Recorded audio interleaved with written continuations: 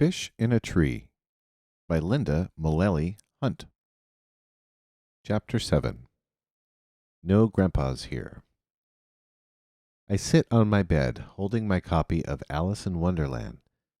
The shaky writing in front of the book says, "For Allie, my wondrous girl, love Grandpa."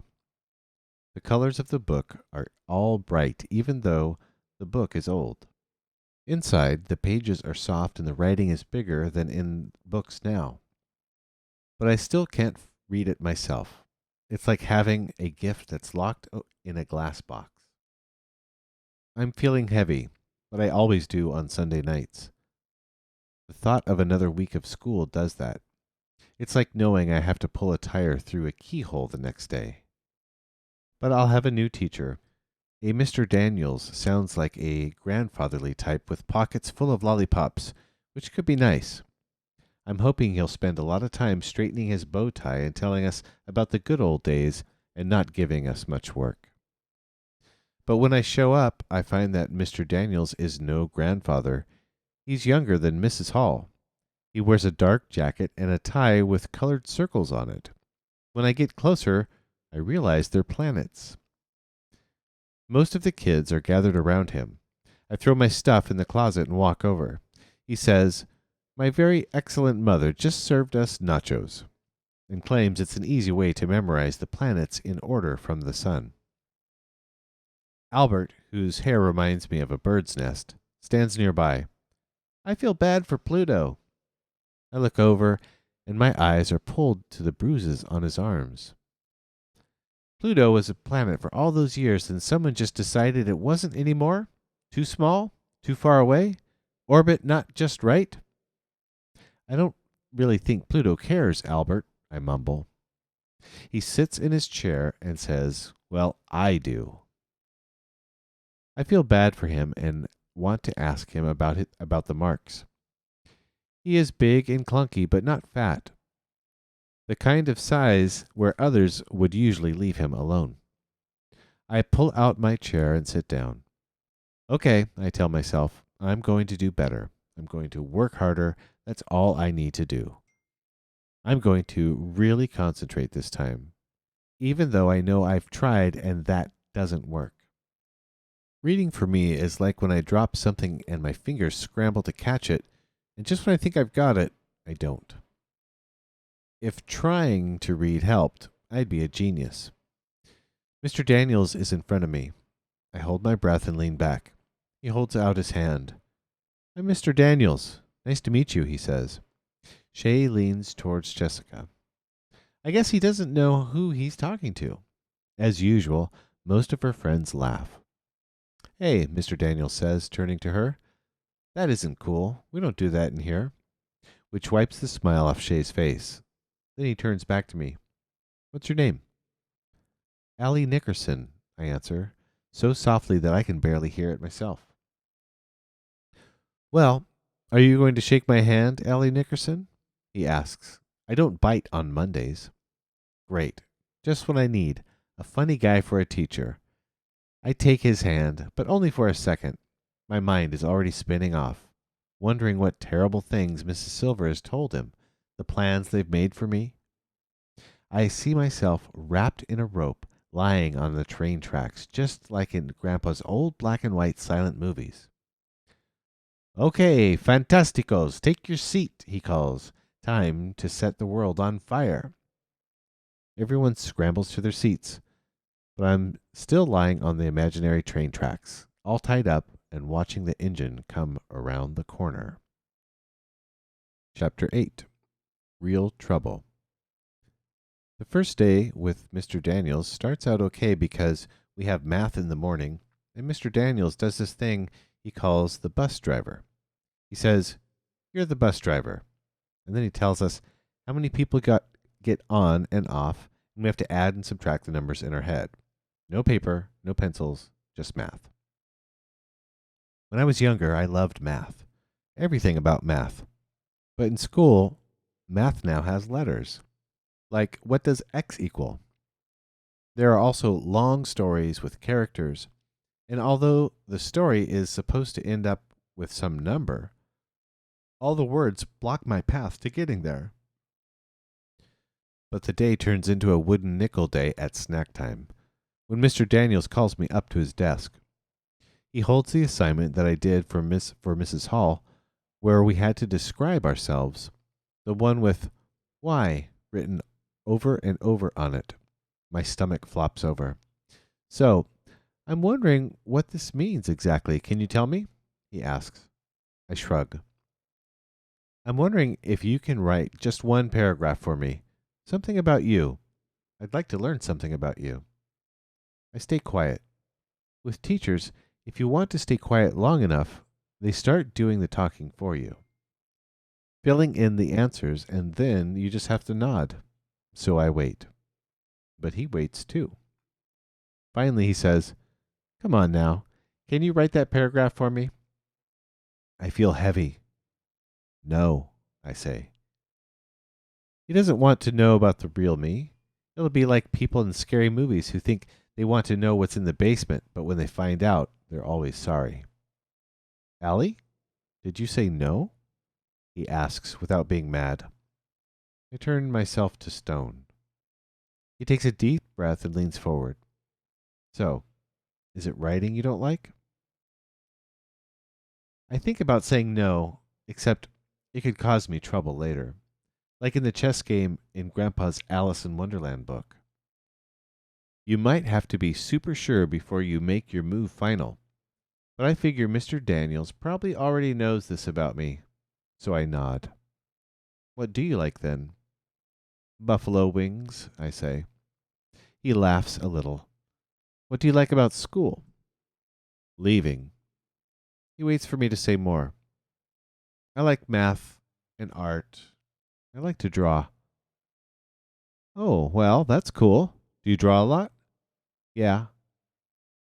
"So, do you find the writing difficult, or do you just not like it?"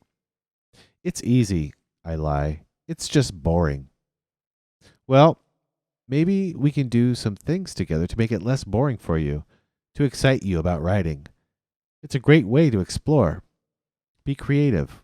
Ask questions." I point to my paper. "I asked a lot of questions there." "Yes," he laughs. "I guess you did." He takes a deep breath. "Here's the thing, Allie. I'm going to be honest with you. I've talked to both Mrs. Hall and Mrs. Silver.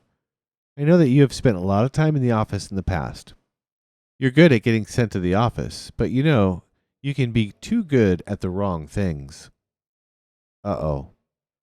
"I just want you to know that I'm going to try really hard not to send you to the office. If we have something to deal with, you and I will deal with it together." He winks. "What happens in room 206 stays in room 206. "What?" "So we won't involve Mrs. Silver anymore, okay? I think she has enough to do around here." Oh no. Did he just take away my get out of jail free card? "Also," he says, moving his head to look at me in the eye, "I'm on your side, okay? I want to help you." So he wants to help me, huh? He has no idea what he is in for.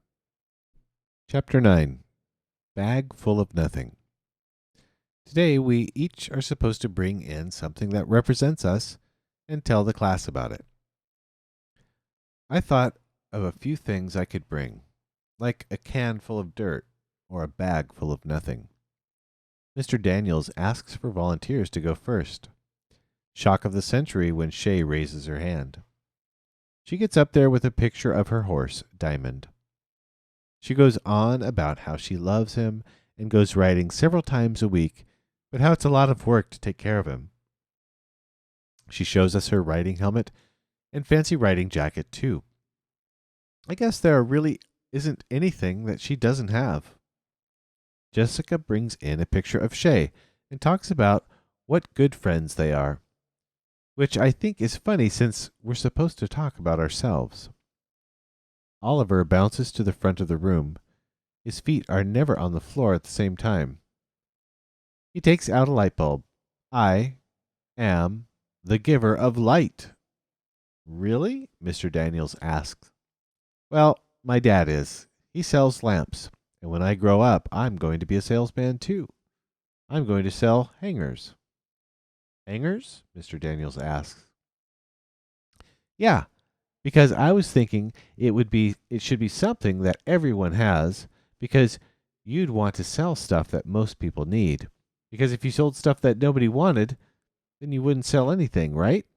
And everybody needs hangers. Mr. Daniels smiles and puts his hand on Oliver's shoulder. Oliver, you are one clever boy, you know that? I haven't been in this school that long, but I'm going to guess that Oliver hasn't heard that said much.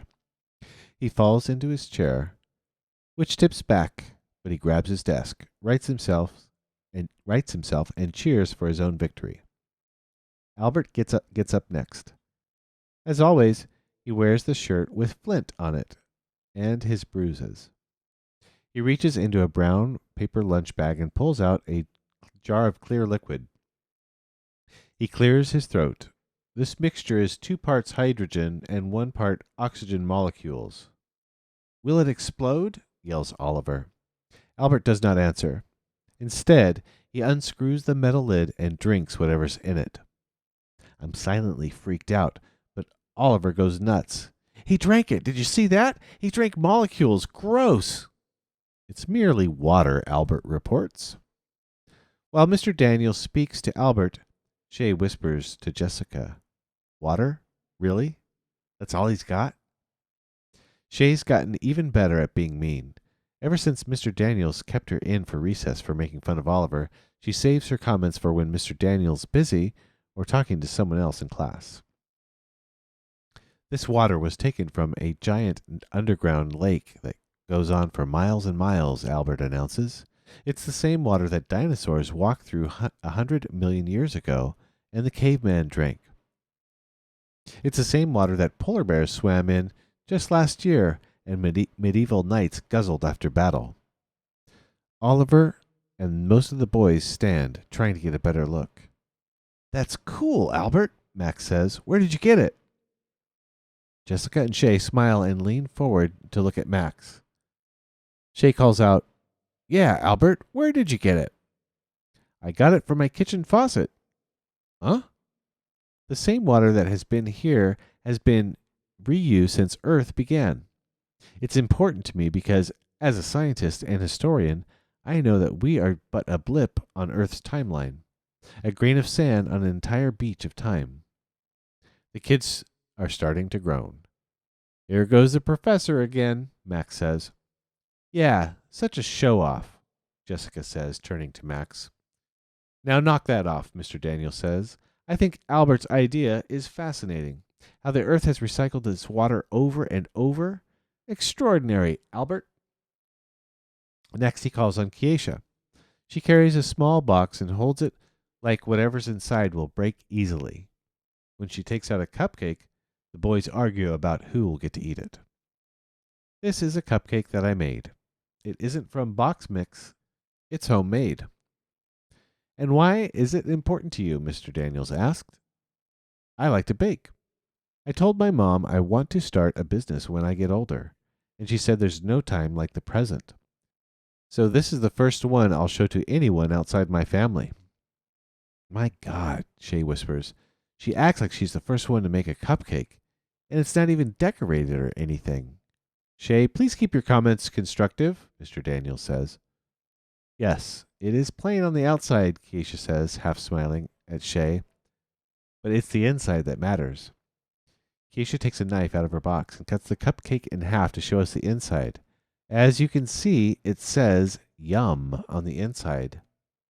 How did you do that? Suki asks, and I'm surprised to hear her talk. She hardly ever says anything.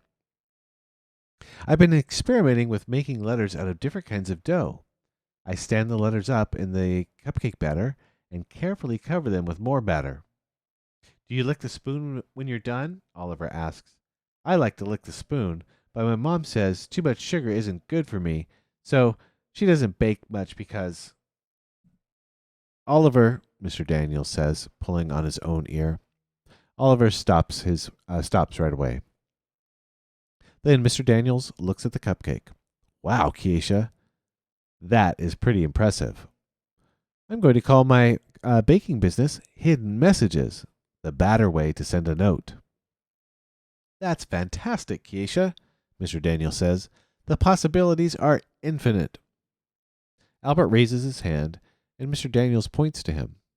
The possibilities are not, in fact, infinite, as she would eventually run out of appropriate letter combinations. And the number of letters to be used in each cake would also be limited as well. Also, you imply that the possibilities are all positive, when it is probable that the possibilities would be equal in positive and negative outcomes. Actually, you're correct, Albert, Mr. Daniel says, but I am an optimist. What can I say? So you agree that the possibilities aren't endless? Well, I agree from a mathematical standpoint, Albert, but not from a human one. I believe that the things we put numbers on are not necessarily the things that count most. You can't measure the stuff that makes us human, like Kiesha's creativity or how hard she'll work. Mr. Daniel shrugs. Just my opinion. Well, it seems that the part that can be measured is the most important, Albert says, because that's what can be proven. Well, my fine young fellow, I think we'll have to agree to disagree, Mr. Daniels says, walking by Albert and patting his shoulder. Then Mr. Daniels calls on Suki. She pulls out tiny paper bags and begins to pass them to everyone. I bring 2 foods to share. One is hone sembe, my grandfather's favorite, and the other is wasabi peas. They are maybe spicy. Food in America tastes. She turns to Mr. Daniel. What is the correct word? All of a sudden, Max jumps up and runs to the sink, followed by Jessica and Kiesha. Too hot, Max yells. The 3 push each other a bit, trying to scoop water into their mouths. Ah, yes, Suki continues. Bland is the correct word. Food here is bland. She seems to think that the 3 other kids at the sink are both funny and odd. I think how hard it would be to move to a different country and have to learn another language. I can't even handle one. Mr. Daniels laughs, holding a little bumpy, bright green pea between his fingers. They don't look that hot. Most people in class are too chicken to eat it now, pushing it away. Suki looks a little hurt. Albert puts one in his mouth. He eats it, but it looks like he's in pain. His eyes water. He says, with a gasp, I like it, Suki. Thank you. That Albert is nice. Oliver pops his in his mouth, but he has no reaction. Oliver? Mr. Daniels asks. You don't think it's hot?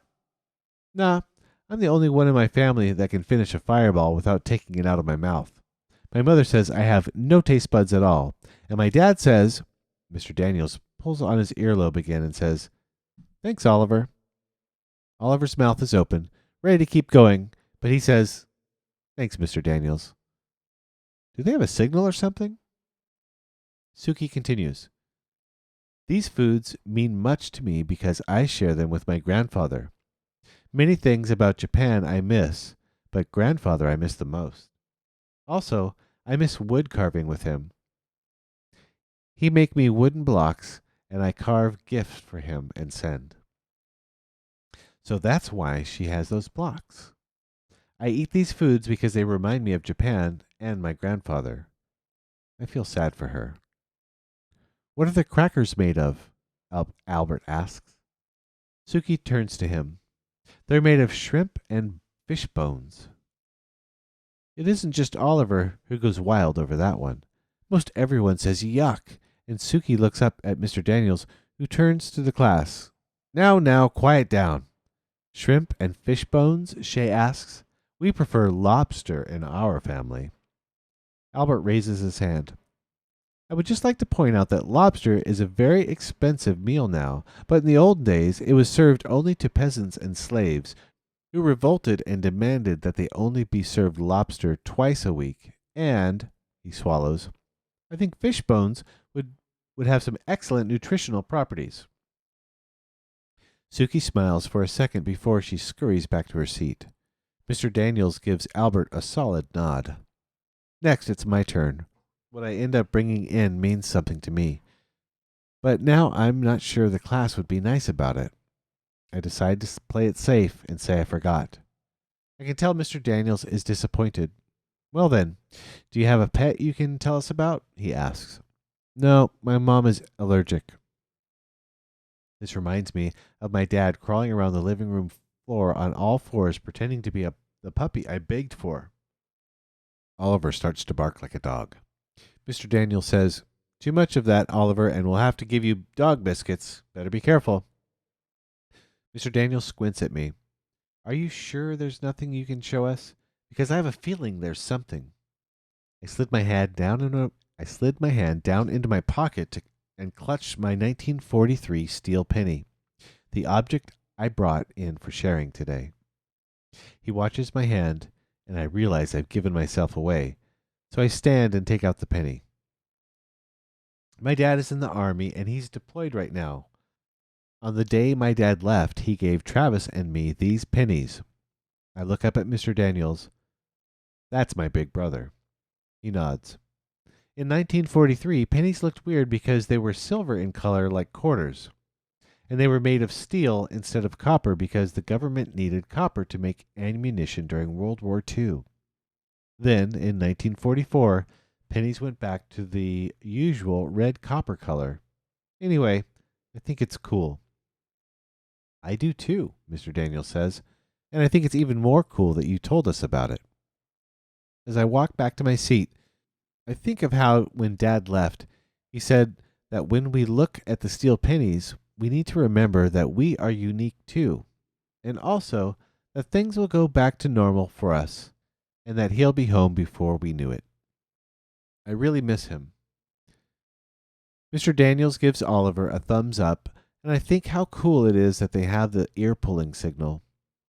That way, he doesn't always have to tell Oliver that he's doing something wrong in front of everyone. I know what that feels like, and I'm happy that Mr. Daniels cares so much.